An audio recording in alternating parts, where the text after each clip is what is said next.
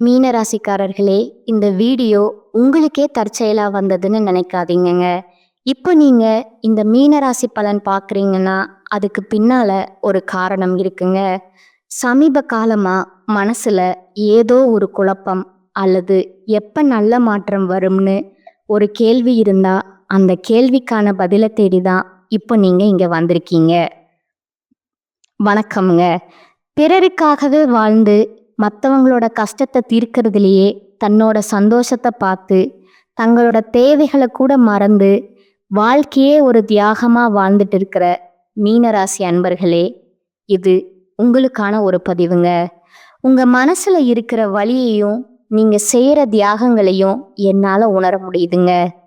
உங்களுடைய அந்த ரொம்ப மென்மையான உள்ளம் யாருமே சரியாக புரிஞ்சுக்காம எவ்வளவு காயப்பட்டிருக்கோம்னு எனக்கு புரியுதுங்க.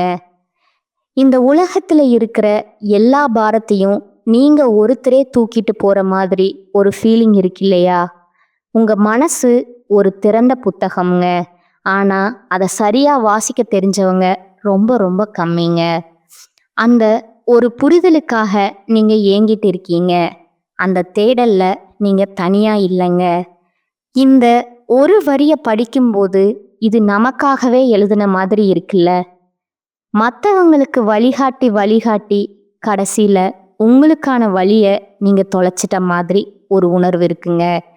எல்லாருடைய பாரத்தையும் நீங்களே சுமந்து உங்கள் தோள்பட்ட வலிக்கிற மாதிரி ஒரு வேதனை. கொடுத்து கொடுத்தே பழகி போய் உங்களுக்கென்று எதையுமே வாங்கிக்க தெரியாமல் தவிக்கிற ஒரு நிலைமை. உங்கள் இறக்க குணத்தை ஒரு பலவீனமாக பார்க்குற இந்த உலகத்தில் இந்த மாதிரி உணர்வுகளோட நீங்கள் தனியாக இல்லைங்க. உங்களை மாதிரி இருக்கிற உள்ளங்களுக்கு ஒரு ஆறுதலாக ஒரு வழிகாட்டியாக இருக்கத்தான் இந்த இந்த சேனல் இருக்குங்க. சரி, வாங்க உங்கள் தியாகங்களை பற்றி இன்னும் கொஞ்சம் ஆழமாக பேசலாமுங்க. நீங்கள் பண்ணுற இந்த தியாகம் எல்லாம் உங்கள் இயல்புலையே இருக்கிற ஒன்றுங்க. இது உங்கள் மேலே இருக்கிற தப்பு கிடையாதுங்க. இதுதான் நீங்கள். இதுதான் மீனராசியோட அடையாளம்ங்க. ஆனால் உங்கள் குடும்பத்துக்காக நண்பர்களுக்காகன்னு எல்லாத்தையும் விட்டு கொடுக்குற அதே குணமே சில சமயம் உங்களுக்கு ஒரு பெரிய பாரமாக ஒரு சிலுவையாக மாறிடுது இல்லையா? உங்களுக்குன்னு ஒரு ஆசை இருக்குமுங்க, ஒரு கனவு இருக்குமுங்க. ஆனால் அதை விட முக்கியம் நீங்கள் நேசிக்கிற உங்களோட சந்தோஷம்னு நினச்சி எல்லாத்தையும் தள்ளி போட்டுக்கிட்டே வருவீங்க. கடைசியில் பார்த்தா உங்களுக்காக நீங்கள் வாழவே இல்லையேன்னு ஒரு விரும்பம் உங்களை வந்து சூழ்ந்துக்குதா?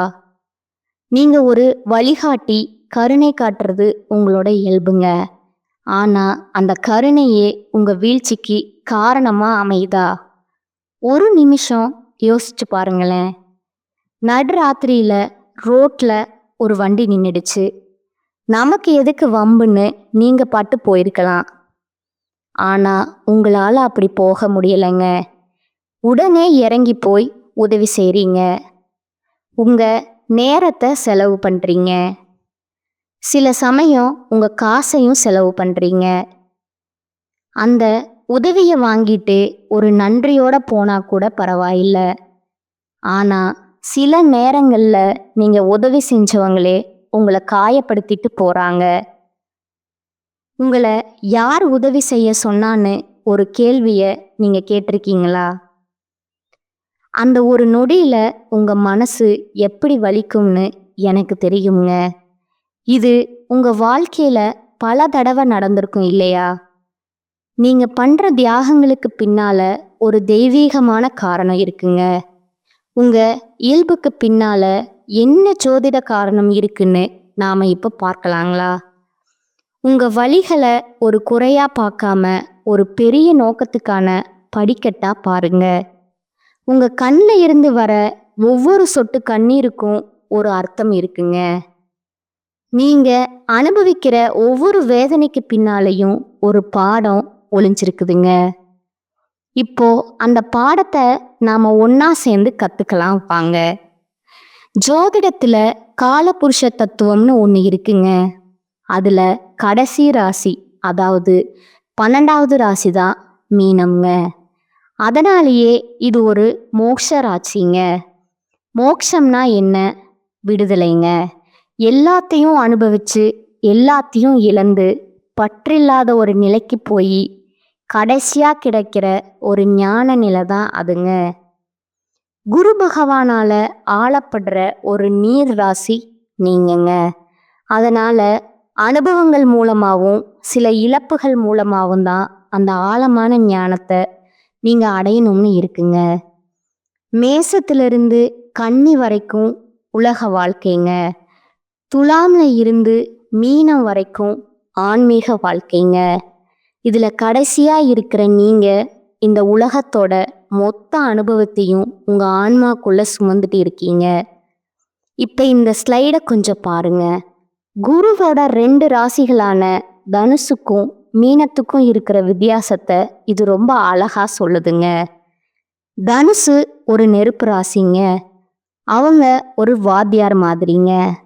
புத்தகத்துல படிச்ச அறிவை வச்சு தத்துவங்களை வச்சு நேரடியா பாடம் நடத்துவாங்க. ஆனா மீனம் அப்படி இல்லைங்க. நீங்க ஒரு நீர் ராசிங்க, ஒரு மோட்ச ராசிங்க. நீங்க பட்ட காயங்கள்ல இருந்து, நீங்க சந்திச்ச ஏமாற்றங்கள்ல இருந்து கிடைச்ச அனுபவ அறிவை வச்சுதான் வழிகாட்டுவீங்க. உங்க வழிகாட்டுதல் வெறும் வார்த்தையா இல்லாம ரொம்ப உணர்வு பூர்வமான ஆழமான ஞானமா இருக்குமுங்க. அதனாலதான் வழியில இருக்கிற ஒருத்தர் தனுசு ராசிக்காரங்க கிட்ட போறதை விட உங்ககிட்ட வந்து ஆறுதல் தேடுறாங்க. ஏன்னா இந்த வலிய நீங்க ஏற்கனவே அனுபவிச்சிருக்கீங்கன்னு உங்களுக்கு தெரியுங்க. இந்த கேள்வி உங்க மனசோட ஆழத்துல எப்பவுமே ஒளிஞ்சுக்கிட்டே இருக்குதா?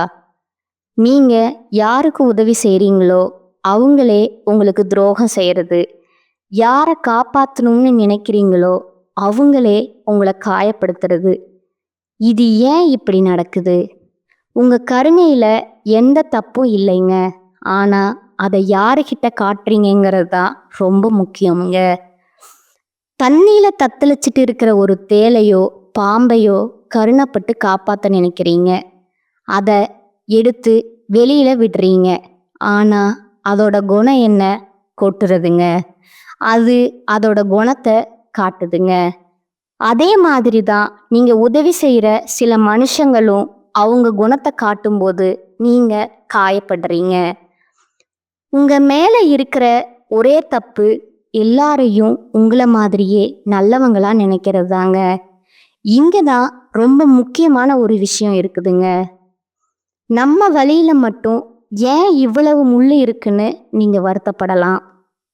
ஆனா அந்த முள் குத்துன வழி உங்களுக்கு தெரிஞ்சாதானே மற்றவங்களை பார்த்து ஏய் அந்த பக்கம் போகாத, அங்க முள் இருக்கு குத்திடுன்னு ஒரு உண்மையான அக்கறையோட ஒரு ஆழமான அனுபவத்தோட உங்களால எச்சரிக்கை செய்ய முடியும். உங்க வேதனைகள் எதுவுமே வீண் கிடையாதுங்க. அது எல்லாம் மற்றவங்களை காப்பாத்துறதுக்காக நீங்க கத்துக்கிட்ட பாடங்கள்ங்க. நீங்க வாங்கின தகுதிகள், நீங்க வாங்கி நீங்க ஒரு வழிகாட்டியா பிறந்திருக்கீங்க. உங்க காயங்கள் தான் உங்க கிரீடம்ங்க. உங்க கண்ணீர் தான் உங்க ஞானத்தோட ஊற்றுங்க. சரி, இவ்வளோ வழிகளையும் சுமந்து மற்றவங்களுக்காகவே வாழ உங்களுக்கு செல்வத்தடைகள் ஏன் வருது? அதை எப்படி சரி பண்றதுன்னு இப்ப பார்க்கலாங்களா? உங்க தியாகங்களுக்கு ஒரு முற்றுப்புள்ளி வச்சு வளமான வாழ்க்கையை நோக்கி போக ஒரு ரொம்ப சக்தி வாய்ந்த பரிகாரத்தை நான் இப்போ உங்களுக்கு சொல்ல போறேங்க. உங்க மனசை நல்லா ஒருமுகப்படுத்திக்கோங்க. முழு நம்பிக்கையோட கேளுங்க. இது உங்க வாழ்க்கையே மாத்த போற ஒரு திறவுகோலா இருக்கலாமுங்க. மீனராசிக்கு 6ஆம் அதிபதியான சூரியன் உங்க தனஸ்தானமான 2ஆம் வீட்டுல உச்சமாகிறாருங்க.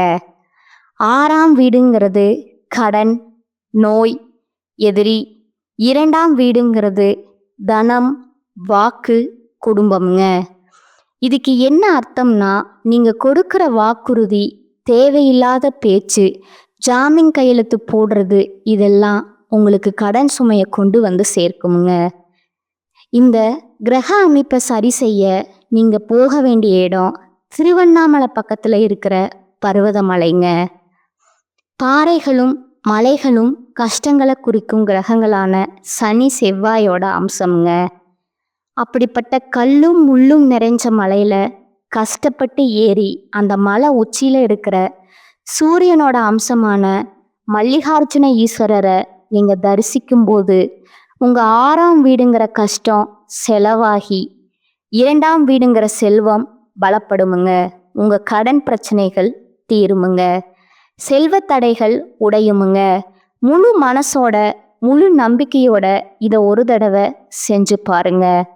அடுத்த 90 நாட்களுக்குள்ள உங்க வாழ்க்கையில ஒரு பெரிய மாற்றத்தை நீங்க உணர்வீங்க.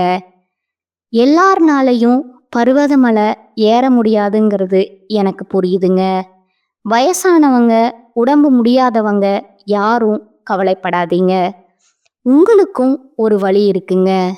திருக்கோவிலூர் பக்கத்துல அரகண்ட நல்லூர்னு ஒரு இடம் இருக்குங்க. அங்க மலை உச்சி வரைக்கும் வண்டியிலே போகலாம்ங்க. அங்க இருக்கிற இறைவனை தரிசனம் பண்ணுங்க. அதுவும் முடியலன்னா சென்னை தாம்பரம் பக்கத்துல மாடம்பாக்கத்துல சுயம்பலிங்கமா இருக்கிற தேனுபுரீஸ்வரரை போய் வழிபடுங்க. நோக்கம் ஒண்ணுதாங்க.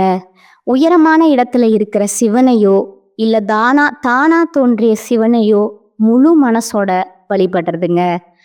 உண்மையான பக்திக்கு பலன் கண்டிப்பா உண்டுங்க. பணம் வர்றதே ஒரு பெரிய சவால்னா வந்த பணத்தை கையில தங்க வைக்கிறது மீனராசிக்கு இன்னொரு பெரிய சவாலுங்க.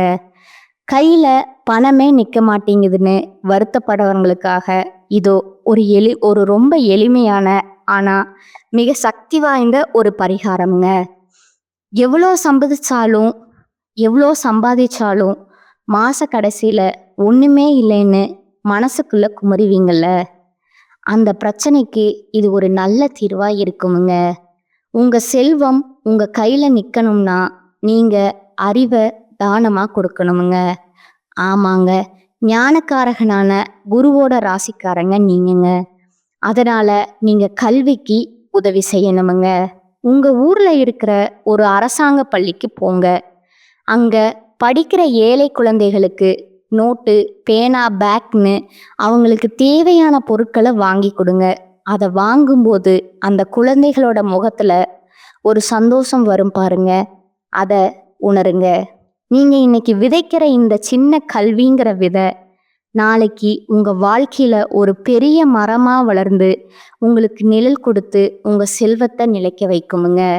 இது வெறும் தானம் இல்லைங்க, உங்க எதிர்காலத்துக்கான ஒரு அருமையான முதலீடு கொடுக்கறதுனால தான் உண்மையான சந்தோஷம் இருக்குங்கிறத நீங்க உணர்வீங்க.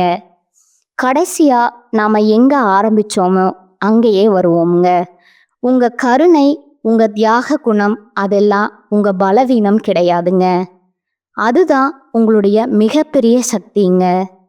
ஆனா அந்த சக்தியை யார்கிட்ட, எப்படி, எப்போ, எவ்வளவு காட்டணும்னு உங்க அனுபவங்கள் உங்களுக்கு கற்றுக் கொடுத்துருக்குதுங்க. அதை சரியா பயன்படுத்துறது தான் உங்களுடைய இனிவரும் பயணம்ங்க. இந்த ஒரு விஷயத்த உங்க மனசுல ஆழமா பதிய வச்சுக்கோங்க. நீங்க வழிகாட்ட பிறந்தவங்க. நீங்க பட்ட காயங்களும் வலிகளும் அனுபவங்களும் தான் இந்த உலகத்துக்கு வழிகாட்டுறதுக்கான உங்க தகுதிகளுங்க. உங்க சோதனைகளை மற்றவங்களுக்கு பாடமாகவும் உங்களுக்கு செல்லமாகவும் மாத்துற சக்தி உங்ககிட்டயே தான் இருக்குங்க. இனிமேல் உங்களை நீங்களே தாழ்வா நினைக்காதீங்க. உங்க மதிப்பு ரொம்ப பெருசுங்க. நீங்க கடந்து வந்த பாதை கரடு முரடா இருந்துக்கலாமுங்க, ஆனா அதுதான் உங்களை ஒரு வைரமா மாத்தி இருக்குங்க. இந்த உலகத்துக்கு ஒரு ஒளியா இருக்குங்க. அடுத்ததா உங்களுக்கு இந்த மார்ச் 15ஆம் தேதியிலிருந்து வக்ர நிவர்த்தி அடையிறதுனால, சனி பகவான் வக்ர நிவர்த்தி அடையிறதுனால உங்களுக்கு முழுவதுமா வரக்கூடிய ஒரு 6-7 மாதங்களை பொறுத்த வரைக்கும் நல்ல ஒரு மாற்றங்கிறது நிச்சயமா உங்க வாழ்க்கையில ஏற்பட போகுதுங்க. அதற்கு அடுத்ததா பார்த்தீங்கன்னா குருவுடைய வக்ர நிவர்த்திங்க. எல்லா ராசிக்காரங்களுக்குமே குரு பகவான் நல்ல ஒரு உச்சத்திற்கு போனார் அப்படின்னா நல்ல ஒரு முன்னேற்றங்கிறது இருக்க போகுதுங்க. ஆனா இந்த மீன ராசிக்காரங்களுக்கு பார்த்தீங்கன்னா குரு பகவான் தான் ராசி அதிபதியா இருந்தாலும் பொருளாதாரத்துல நிறைய தடுமாற்றம், சிக்கல் எல்லாமே நீங்க அதிகப்படியாவே சந்திக்கிறீங்க. இதற்கு காரணம் உங்களுடைய ராசியில குரு பகவான் இத்தனை நாட்களா 2ஆம் இடத்துல இருந்தனால தான் பொருளாதாரத்துறை நிறைய பிரச்சனையும் சிக்கலையும் சந்திச்சிருப்பீங்க. ஆனா தற்பொழுது குரு பகவான் 2ஆம் இடத்துல இருந்து 3ஆம் இடமான லக்னஸ்தானத்தை நோக்கி போறாருங்க. இதன் மூலமா ஒட்டுமொத்த குரு பயிற்சி பலன்களும் தற்பொழுது உங்களுக்கு முழுமையா கிடைக்க போகுதுங்க. இதன் மூலமா பொருளாதாரத்துல ஒரு மிகப்பெரிய ஒரு மாற்றம் அப்படிங்கிறது கண்டிப்பா உங்களுக்கு ஏற்பட போகுதுங்க. அடுத்ததா சுக்கிர பயிற்சிங்க. சுக்கிர பயிற்சியை பொறுத்த வரைக்கும் இது 12 ராசிகளுக்குமே பொது பலன்களாகவே பார்க்கப்படுதுங்க. இதன் மூலமாகவும் உங்களுக்கு ஒரு உச்சத்திற்கு போகக்கூடிய வாய்ப்புகள் இந்த சுக்கிர பயிற்சி காலகட்டங்கள்ல ஏற்பட போகுதுங்க. அதற்கு அடுத்து பார்த்தீங்கன்னா உங்களுக்கு ராகு கேது பயிற்சிங்க. ஐயோ, ராகு கேது பயிற்சியா சொன்னாவே எல்லாரும் பயப்படுவாங்கங்க. அந்த அளவுக்கு இந்த ராகு கேது காலகட்டம் அப்படிங்கிறது ஒரு நெகட்டிவான ஒரு காலகட்டமா பார்க்கப்படுதுங்க. இந்த டைம்ல நீங்க ஏதாவது ஒரு பிஸ்னஸ் ஸ்டார்ட் பண்ணீங்க, இல்ல ஏதாவது நல்லது பண்ண போனீங்க அப்படின்னா அந்த இடத்துல முழுக்க முழுக்க நெகட்டிவா மட்டுமே நடக்குமுங்க. ஆனா தற்பொழுது நடக்கக்கூடிய இந்த ராகு கேது காலகட்டம் அப்படிங்கிறது உங்களுக்கு அப்படியே ப்ளஸ்ஸா மாறி செயல்பட போகுதுங்க. ஏன்னா இந்த டைம்ல உங்களுக்கு 5 வருட கிரகங்களுடைய சேர்க்கை ஒன்றாக இருக்கிறதுனால இந்த ராகு கேது காலகட்டம் அப்படிங்கிறது உங்களுக்கு நல்ல ஒரு தொடக்கம் காலகட்டமா உங்களுக்கு பார்க்கப்படுதுங்க. இதன் மூலமா கடந்த காலகட்டங்கள்ல உங்க வாழ்க்கையில நீங்க எதையெல்லாமோ இழந்துட்டு கஷ்டப்பட்டுட்டு வருத்தப்பட்டுட்டு இருக்கீங்களோ அது அனைத்தும் திரும்ப பெறக்கூடிய ஒரு காலகட்டமாகவே பார்க்கப்படுதுங்க. கடந்த காலகட்டத்துல ஒரு வேலைங்கிறது உங்களுக்கு கிடைச்சிருக்காதுங்க. ஏதோ கிடைக்கிற வேலைக்கு ஒரு 10,000 ரூபாய் சம்பளத்துக்கோ 15,000 ரூபாய் சம்பளத்துக்கோ பிடிக்காத ஒரு வேலையை குடும்ப கஷ்டத்துக்காக வேற வழியே இல்லாம செஞ்சுட்டு இருந்திருப்பீங்க. ஆனா இனி வரக்கூடிய நாட்கள்ல நீங்க படிச்ச படிப்புக்கு ஏத்த மாதிரியும் உங்களுக்கு பிடிச்ச மாதிரியும் ஒரு வேலைங்கிறது கிடைக்க போகுதுங்க. நீங்க அரசாங்க வேலைக்கு ட்ரை பண்ணாலும் சரி, ஒரு ஐடி வேலையோ, ஒரு பிரைவேட் வேலையோ, ஒரு பேங்க் வேலையோ, எந்த வேலைக்கு ட்ரை பண்ணாலும் அந்த வேலை அப்படிங்கிறது நிச்சயமா உங்களுக்கு கிடைக்க போகுதுங்க. அடுத்ததா உங்களோட நட்சத்திர பலன்களை பார்க்கலாங்களா? முதலாவதா பூரட்டாதி 4ஆம் பாதமுங்க. இனி வரக்கூடிய நாட்கள்ல எல்லா வசதிகளும் உங்களுக்கு உண்டாகுமுங்க. நோய் நீங்கி ஆரோக்கியம் பெறுவீர்கள். மனதுல தைரியமும் தன்னம்பிக்கையும் பிறக்குமுங்க. தாயின் உடல் ஆரோக்கியத்துல கவனம் தேவைங்க. நண்பர்கள் உறவினர்கள் மூலம் உதவிகள் கிடைக்குமுங்க. தந்தையுடன் மனஸ்தாபம் ஏற்படலாமுங்க. எதிர்பாராத காரிய தடைகள் வரும் வாகனங்கள்ல வருங்க. வாகனங்கள்ல செல்லும் போது மிகவும் கவனம் தேவைங்க. 2ஆவதா உத்திரட்டாதி நட்சத்திரக்காரங்க. தொழில் வியாபாரத்துல சுமாரான போக்கு காணப்படுங்க. புதிய ஆர்டர்கள் கிடைப்பதுல தாமதம் ஏற்படலாமுங்க. உத்தியோகத்துல இருப்பவர்கள் நம்பிக்கையுடன் செயல்பாற்றுவதன் மூலம் நன்மைகள் அடைவார்கள். அலுவலக பணிகள்ல தாமதம் ஏற்படலாமுங்க. குடும்பத்தினருக்கு தேவையான பொருட்களை வாங்குவீங்க. கணவன் மனைவிக்கிடையே ஒற்றுமை காணப்படுமுங்க. பிள்ளைகளின் கல்வி அவர்களது செயல்கள்ல கவனம் செலுத்துவீர்கள். 3ஆவதா ரேவதி நட்சத்திரக்காரங்க. பெண்களுக்கு எதிலும் எதிர்பாராத தடைகள் உண்டாகலாமுங்க. தன்னம்பிக்கையுடன் செயல்பட்டு காரிய வெற்றி அடைவீர்கள். கலைத்துறையினருக்கு நீண்ட நாட்களாக இருந்த மன அழுத்தம் நீங்கும்படியான சூழல் உருவாகுமுங்க. உடன் இருப்பவர்களின் ஒத்துழைப்பு இருக்குமுங்க. எனினும் கவனமுடன் செயல்படுவது நன்மை தருமுங்க. உங்களுக்கான பரிகாரம் பார்த்தீங்கன்னா சாய்பாபாவை வணங்க எல்லா நன்மைகளும் உண்டாகுமுங்க. இந்த சேனல் உங்களுக்கு பிடிச்சிருந்தா லைக் பண்ணிக்கோங்க, ஷேர் பண்ணிக்கோங்க. வாழ்க வளமுடன், வாழ்க பல்லாண்டு. நன்றி, வணக்கம்.